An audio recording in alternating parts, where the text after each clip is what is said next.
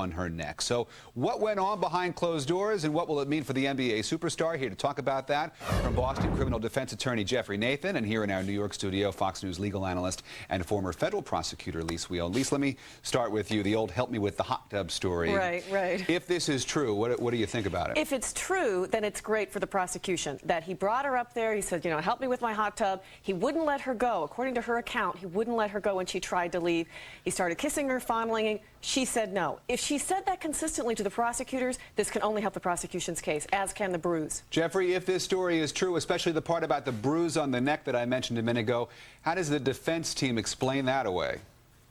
Well, the defense team explains it away quite easily by saying that from a forensic standpoint, it's impossible to get a bruise as quickly as it developed. You know, it takes days for a bruise to develop. Any hematologist is going to say that. And so consequently, if this report is true, in my opinion, it goes well towards helping the defense, because not only is she going to be out there giving conflicting statements, and we've seen that in high-profile rape cases before, particularly in the William Kennedy Smith case, but now what you have is an obvious rush to judgment, as has been pointed out by defense counsel before. They didn't wait to see what would develop on the victim. I think this is very good news for the defense. Let's talk about the bruise. Yeah, I'm sorry, I'm missing your logic there. I don't see how you can say that it's good for the defense if she shows up with the bruise. Now, maybe you put an expert on to say it couldn't have happened at that time, and you have sort of a dueling experts. But that's to precisely my point, Lise, because it takes a while for bruises to develop. A mark on her neck would be one thing, but bruises take days to develop. She went to the police just a little bit late, did she not?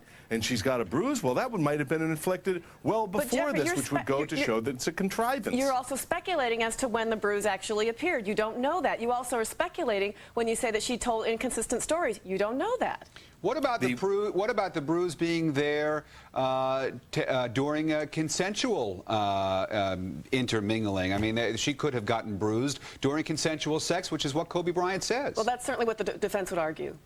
Okay. And indeed, it's a mistake for Kobe Bryant to go out and give any sort of statement that he made. Too bad that he did that. It could wind up hanging him in the end. The consensual sex could end up hanging him. How so?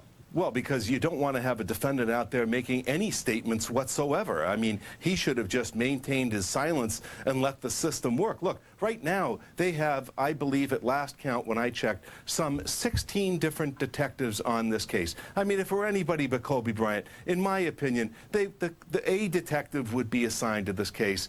If there were some conflicting statements, then they would simply drop the investigation. But because it's a high-profile NBA basketball player, not only do they dump every single detective in that particular town on it, but they bring in other detectives from other regions to further investigate. And Lise, let me ask you about the consistency of the accuser's story here. It seems as though that the point where she said no has changed a little bit. It sounds like it from this report. And if that is true, then that's great cross-examination fodder. Absolutely. When she takes the stand, the defense lawyer is going to say, you said, you know, X on one day and you said Y on the other, and why is that? She's got to have some good reason for that.